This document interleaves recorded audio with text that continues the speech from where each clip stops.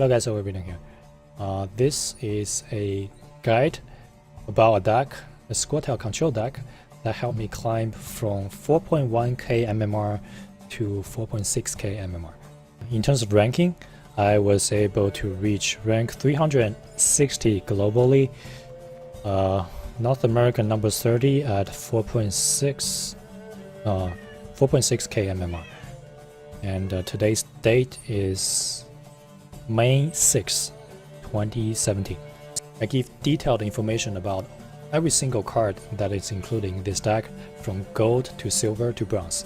My personal experience, the things you want to keep in mind when playing these decks, and I give a lot of matchup examples as well. The video is pretty long, a lot of information is included, so feel free to speed up the video. This is not my original list. I got the inspiration from this link from the Third Strike, right? Thanks to him, but I think this is not his original list as well. A lot of people play the Scoia'Tael deck. A lot of people play different variation of the decks. What you can get from this video is my understanding of the deck rather than original list. So let's talk about the composition of the deck. Okay, gold cards first. Scoia'Tael. Scoia'Tael is a really good card.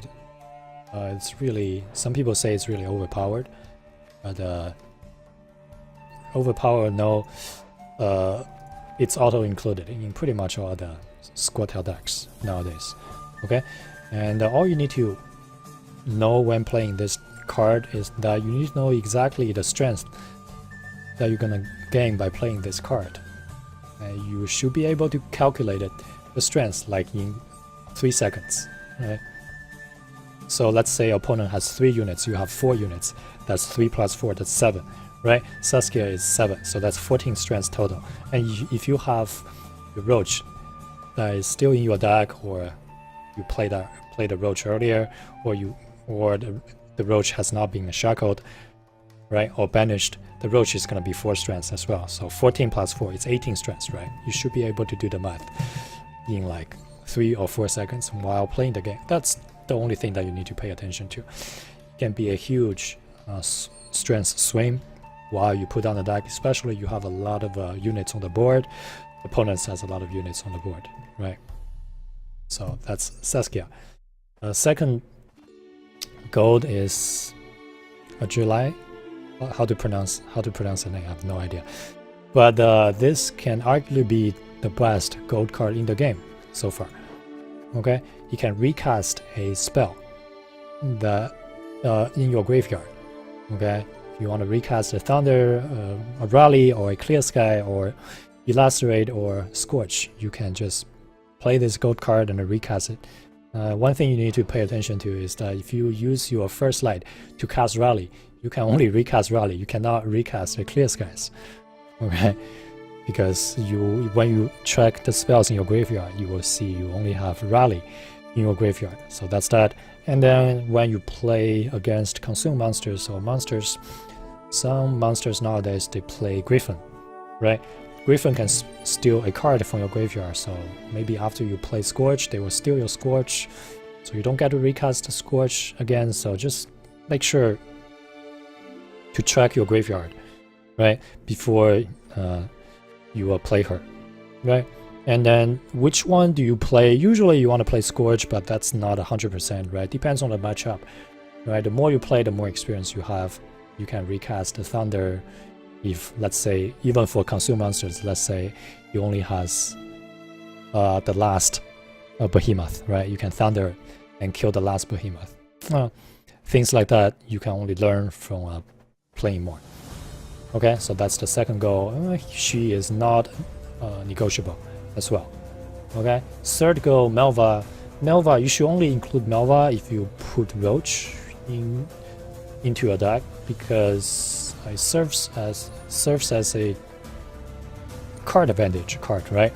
If you go first in round 1 and you have Melva in hand, usually you can just play Melva, right? You pull out Roach from your deck, you bounce Roach back, so you get 1 card advantage, right? Sometimes you can save Melva a little bit longer, in the case that you are against a consume monster, that you can bounce back a huge Rain Warrior or a huge Ikimaras, right? Let's say that's like a 20 plus strength unit, buffed up unit of Rain Warrior or Ikimara on the board. You can bounce it back, and then the next time he plays it, it's only gonna be 6 strength, right? And then what happens more is that they will use their Catacomb to eat your Yenwen, right? So the Catacomb plus Yenwen is 18 strength, you bounce it back, he has to find another unit to eat, and then usually the next target that he can eat will have at most 8 strength, right? So that's Melva. Oh, there's another thing when you play against the consume monsters, is that if the strongest unit on the opponent's board is a Necker, right? Let's say the Necker is a 10 strength Necker, which means the Neckers has been buffed up by 7 times, right? You can bounce back that Necker, right? That Necker will summon another Necker from his deck, okay? And the bounce back Necker will go back to the original strength, okay? You got me? The bounce back Necker will only be 3 strengths, and then you will summon another Necker. So it's a pretty cool interaction. Okay, just keep that in mind. If you don't play Roach, I don't think you should play Melva. But we're gonna talk about the alternative gold cards just a little bit later. Okay, so that's that. And then, when in a mirror matchup, or the matchups that opponent plays a huge spy on your board, right? You can bounce back the spy and then replay the spy, right? Usually the spy draws another card, right? So that's a pretty cool interaction. And it's pretty good in a mirror matchup, right? You play Yenwen, opponent plays Yenwen, you somehow damage his Yenwen and make the Yenwen on his board has less strength than his other units, right? You can bounce back your Yenwen and his another card, not his Yenwen. Okay, you're gonna encounter that situation sooner or later. Okay, it's a pretty cool interaction. Okay, so that's Melva. And then Isengwen. Isengwen is the 4th gold card that I have in my deck, right? It's definitely not like 100%, right? You can play a lot of other cards. Let's say, I think the cards that people usually play to switch Isengwen with, it's gonna be the Siri, right? Siri is gonna give more card advantage, and also Shiro, right? Shiro. Against the experienced player Shiro, they can play around Shiro, but it's pretty hard to play around. Okay, so that's Shiro, and then some people even play Igni to not only against consume monsters, but also to just burn your Yenwen, right? Because Yenwen, you put Yenwen in a row, it's pretty easy to burn the Yenwen, right? So those are the alternatives for the gold cards. Usually Siri. Oh yeah. Let me compare about the differences between playing the Isengwen versus playing the Siri, right? Playing the Siri, obviously, it's gonna be weaker in terms of the strengths that you can put on the board in that specific round. For example, if you put down the Isengwen in round 1, right, turn 1 or turn 2, right, you can cast a bunch of spells, right, and the Isengwen is gonna summon the commandos, right? Depends on how many spells you can cast. You're gonna summon that many commandos. That's a lot of strength on the board, right? And then if you can win round 1, you can bleed opponent in round 2, and then you can use your buff up unit to win the round 3, right? That's usually the strategy when you play Scoia'Tael anyway, right? So you want to win round 1, and Isengwen gives you that. However, if you have Siri, right? If you, let's say you don't have that many strengths to win round 1, you can play Siri. You can bounce back Siri in round 1 if you think you're gonna lose round 1, right? If you somehow manage to win round 1, you can use Siri to bleed opponent even more, right? When putting Siri down in round 2. So depends, right? I would say just try both, right? See which one suits your playstyle a little more, and then decide which one you want to put into your deck. Both can work, and I do see high-level players play either the Isengwen or the Siri. Okay, so that's that. And then those are the gold cards, right? Saskia and then this girl, I think they are non-negotiable. Melva with Roach is really good, and then the last one. Okay, so 4 golds. And let's talk about the silver cards. Silver cards, Spy, Yemen, really good cards. Really good card, right? Can draw you another card, which is always good. And then it's the only spy, right? Only spy right now for Scoia'Tael. Usually you can win round 1 and then you play Yemen round 2, or if you think you have too much tempo in round 1, you can put it down and then just to slow down the tempo a little bit to draw another card. It's okay as well. When playing versus the consume monster, you can let the Rain Warrior to eat your Yemen so that his Rain Warrior is gonna be like 19 strength, right? 14 plus 5, right? And then you can, after that, you can spend your mercenary to pull out the Scorch and to burn that 19 strength Rain Warrior, right? So that's a little interaction there. What else did I want to say? When playing against Hansel Golden deck, right? Sometimes you can use your archer to shoot the 4 strength reinforced siege tower, so that reinforced siege tower only has 1 strength, and then you can Yemen and then kill that reinforced siege tower, right? And then this interaction can be played not only to the tower but some other units as well, right? Wounding Axeman. The Axeman round 1 only has 4 strengths, right? You can do that. Okay, so that's Yemen. And second spell is Scorch. Pretty much it's you have to have Scorch, right? These two are not negotiable because this deck is a control deck, right? And what kind of control deck it is that you don't have Scorch, right? It's not a control deck anymore. So plus you have this gold card can recast the Scorch, so it's auto included. What you need to keep in mind is that when you want to play your mercenary, and then you do not have Scorch in your hand, you always want to make sure that you know which unit is gonna be scorched, right? You don't want to burn your own unit, right? You want to, so a lot of times what happens is that you kind of want to play your Yemen either from your hand or from your leader ability, so that if accidentally you pull out a Scorch, you can scorch a unit, right? So that's Scorch. Okay, second silver card. Third silver card is, I'm going to talk about Roach. Roach is pretty good. It helps you to think the deck, and then it usually can be reused if it's not being hoarsened and then banished, right? Or cleavered, that being a shackle. Right, it's a pretty good card, and this deck has a lot of thinning mechanics, right? Usually you can draw all the cards that you want, like from your deck, and then Roach serves as a thinning mechanic as well. Okay. Then there's the King of Beggars. King of Beggars, what you need to pay attention to is that if you haven't played a gold card before, right, and you do not have Roach in your hand, King of Beggars is gonna pull out the weakest non-gold unit, which is gonna be your Roach. Okay, so you want to play a gold unit first to pull out Roach, then you can play King of Beggars, for example, Eisenring, right? And then after that, you're gonna pull out either the Elven Mercenary or the Blue Mountain Commandos or the Branny. Okay, seems pretty inconsistent, but in practice it's pretty consistent. You can pretty much like calculate the percentage of what you wanna, what King of Beggars can pull out, right? And then a lot of times you have at least one of this in your hand as well, or you have all the mercenaries in your hand. So on paper it's not very consistent, but in practice it's a pretty good card. Okay.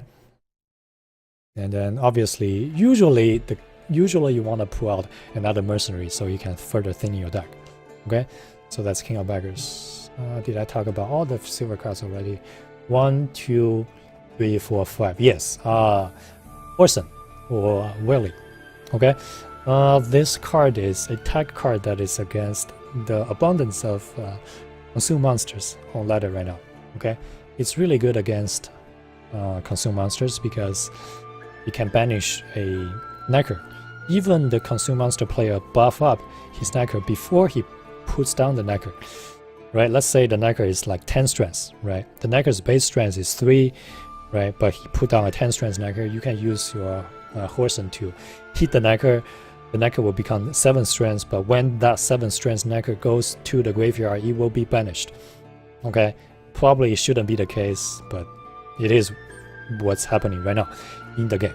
Okay, and why the necker is being banished is that the necker's base strength gets reduced to 0, and when a 0 strength unit moves to the graveyard, it will not move to the graveyard, but instead it will be banished. Okay, so it's really good against Consume Monsters. Other than Consume Monsters, you can use the Horsen to banish a Roach, right? And against some other decks, you can banish things that you want to banish. For example, the Queen's Guard. Queen's Guard is gaining a lot of popularity nowadays. You can banish the Queen's Guard, you can banish the King of Beggars, opponent's King of Beggars, opponent's Pasilla, right? So that they can't rest on those units. And then that's the 6th silver card. Alternatives silver cards that you can play are obviously this one. You can argue that you want to play Cleaver. Pros and cons between these two is that sometimes this Cleaver is a little bit more flexible. You can Cleaver not only the Roach, not only the Neckers to achieve the same result, but you can also shackles some other units, right? For example, their wounding Axeman, the Axeman, or the reinforced siege tower, right? And if you play Isengram like I do, if opponent shackles your Isengram, you can de-shackles it, right? That's the pros for this Cleaver. But again, you can't banish Pasilla, you can't banish King of Beggars, you have less strengths, right? You can only have 6 strengths by playing Cleaver, but you can have potentially, a lot of times you can have 10 strengths when playing Horsen, right? Depends on your preference, right? And then if you don't play Roach, you can play maybe Arctist, you can play this Elf, because you have a lot of Elves, right? A lot of Elves. And then, yeah, this is a Commando is an Elf as well. Once you play 5 Elves, you can put this one automatically out from your deck. It's a pretty good, it has pretty good strengths, and it serves as a thinning mechanic. So that's another alternative, right? Arctist, I already talked about. And then you can also put in D-Bomb. D-Bomb, I don't really want to play D-Bomb because, you know, on theory is really good. You can D-Bomb a lot of units to Scorch. D-Bomb, it's really good against Consume Monsters and a lot of meta decks. But in practice, you want to play your Elven Mercenary pretty early. And then if you play your Elven Mercenary pretty early, you usually don't have a target to D-Bomb. Okay, and if you accidentally pull out a D-Bomb, you're just gonna pull out a useless card. Okay, so that's why I'm not playing D-Bomb. And then the same thing can be said about Nature's Talent. I don't have Nature's Talent now, but what it does is that it can allow you to play a spell that you just played earlier. It doesn't have to be last turn, but the last spell you play. For example, you play Scorch, right? And you play Nature's Talent, you can replay the Scorch. Even the opponent's, it's the Consume Monster, he steals your Scorch by using the Griffin. You can still play the Scorch, right? And then the new Scorch will be in your graveyard and you can recast it. But again, the same limitation can be said about that card, right? Because you don't want to accidentally pull out Nature's Talent. And then a lot of times you want to play your Mercenary pretty early. So I don't like those 2 cards. You can play Decoy, give it a try, let me know how it works. But I just think my silver cards serve me pretty well nowadays, so I didn't have a Decoy. Oh yes, and Aeromancy can be putting as the last silver card as well. Give it a try, it can work. So those are the silver cards. Okay, let's go into the bronze cards. The bronze cards, I have less to say, I feel like, because there are so many auto-includes cards, right? Oh, I forgot to talk about this Barney, this Archer Girl. The reason that I'm having the Archer Girl instead of some like Trivial, right? I do not have Trivial is because this has the potential to have the biggest board swing. Do I even have trivial? I don't have trivial. What a shame. But anyway, I can buff up. I can use dragons to buff up, right? And it's pretty easy to gain card advantage as the Scoia'Tael player, right? Once you gain card advantage, you play this card in your last round, last turn. When opponent passes, the swing the effect is so strong, right? Let's say if he has like 12 strengths. He has 12 strengths. She is 24 strengths, right? Unit. If you can hit a 12 strengths unit on opponent's board, right? So I really like her, right? And then she won me many games. Okay, trivial opponent may pass early. I just feel like she's more direct. Okay, so that's the silver cards. Bronze cards. Here we go. Mercenaries. Pretty sure all the Scoia'Tael decks should include 3 mercenaries.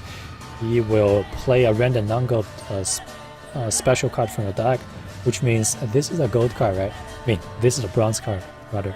A bronze card can play a silver spell, Scorch. Hey, how insane is that? And if you pull out a first light, you're usually gonna cast Rally and into another bronze unit, right? You just thin your deck twice, right? Thin your deck twice, and then you put out a tremendous amount of strength on the board. So this is really OP. In my opinion, it should be nerfed to like at least 3 strengths. But right now, obviously, we're gonna include that. So you want to make sure when you play your Elven Mercenary, right? You want to know which spell you're gonna pull out, right? Or at least the percentage of the spells that you're gonna pull out. I'm not having a lot of spells in my deck right now, so you pretty much can know like exactly what you're gonna have, especially if you have like Thunder or Scorch in your hand. So you don't have a lot of there will not be a lot of times you mess up this, right? You have some especially you have some experience playing this deck, you shouldn't mess up the Elven Mercenary. Okay, so that's the Elven Mercenary. Dragon can buff up a unit by 4 strengths. He can serves as a carry over effect, right? Kind of. So the best target to buff up usually is the Branny, right? Especially if you can have a card advantage. If you don't have that, usually I buff up a Archer, right? If you still don't have that, maybe just buff up a Blue Mountain Commando or even a Horseman, right? Just buff up whatever you can buff up. Or against in the mirror matchup, you actually don't want to buff up a single unit too many times, because in a mirror matchup, a lot of times the opponent will have access to Scorch, right? Either by casting Scorch or recast the Scorch, right? So you want to buff up different units, and you want to stagger those units. So, and then there's usually you don't need to buff up Barney for like more than 8 strengths, right? Because what are you gonna shoot? Usually 8 strengths is enough. 12 strengths is a little bit too much, right? Depends on the situation, obviously. So that's that. And then if you can have card advantage, obviously you want to buff up only 1 unit and then leave it to round 3, okay, to make it your win condition. Okay, so that's that. And then I have 3 archers. 3 archers are really good. You can do a lot of good things, right? Against the consume monsters, if the Knackers has not been buffed up, right? You want to get rid of the Knackers, right? Okay, and a lot of times you can summon all their Knackers in round 1, so they will not have any more Knackers for round 2 and round 3. And then against some other factions, there are always some pretty key targets for you to deny. For example, the playing against the Bloody Baron, right? The Lubricant, right? You want to shoot the baby, so the baby cannot do anything anymore, right? You can shoot the Reinforced Siege Tower twice, or the Axeman twice, or the Behemoths twice, right? By either having 2 archers or use the blue commandos to bounce back the archer and then shoot it again, right? And blue commando, since we are talking about the blue commando, if one of the units is being damaged, right? Let's say your Dragon has been damaged by the Manicoi, right? He has only 1 strength, or let's say he has only 2 strengths, you can replay it to refresh the strengths, right? And then also have the effect of those cards. So one blue man commander, one blue mountain commander is really flexible. Okay, and then obviously 3 first lights. Usually you want to play it. Usually you want to play rally, right? Sometimes you want to save 1 clear sky or save 1 first light just so that you can cast clear skies when playing versus Dagon, but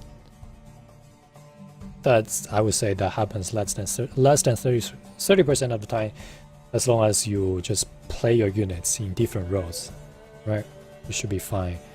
And then 1 thunder. Thunder is always good to deny key targets, right? You can deny the Archivist, right? You can deny the Behemoth, all the key targets that I mentioned earlier. Okay, this one, Elacerate or Manicore. Manicore is definitely better versus the Golden Hansel deck, right? But at my MMR 4.5, 4.6k, that deck is really... I don't face a lot of that decks, okay? So I'm not playing that, and then versus some other matchups, I feel like Lacerate is pretty good. But if you are trying to use this deck to climb, I would use Manicore other than Lacerate. But I mean, feel free to try. Feel free to try it and then include the card that fits your playstyle. Okay? Is that all the bronze cards? I think that's all the cards. And that is including this deck. Oh, obviously the leader ability, right? Leader ability, look at all your silver cards in your deck, play one and play the other, and place the others randomly back in your deck. From time to time, you can have a dead leader, right?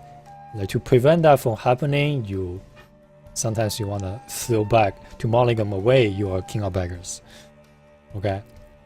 After I implement that strategy, having a dead leader ability happens way less. Okay? So maybe that helps. And then, oh yes, because we are playing Scoia'Tael, the Scoia'Tael's fashion ability is that you can choose who begins 1 round per game. You can only choose it per game. Okay, so in round 1 you always gonna ignore, right?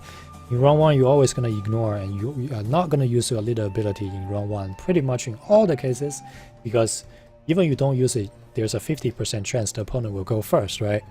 If you go first, you play Melvac, right? Most of the time. But if opponent goes first, awesome, right? You lose the first round, your opponent will go first the second round. So if opponent wins, you just ignore it the second time, right? And after you win the second round, you make opponent go first, right? So the goal for this leader ability is that you want to make your opponent go first as many times as possible in all 3 rounds. If you win the first round, the second round, usually you go first, but you make opponent goes first, right? Your opponent goes first, and the opponent has to win round 2, so in the round 3, he goes first as well. Okay?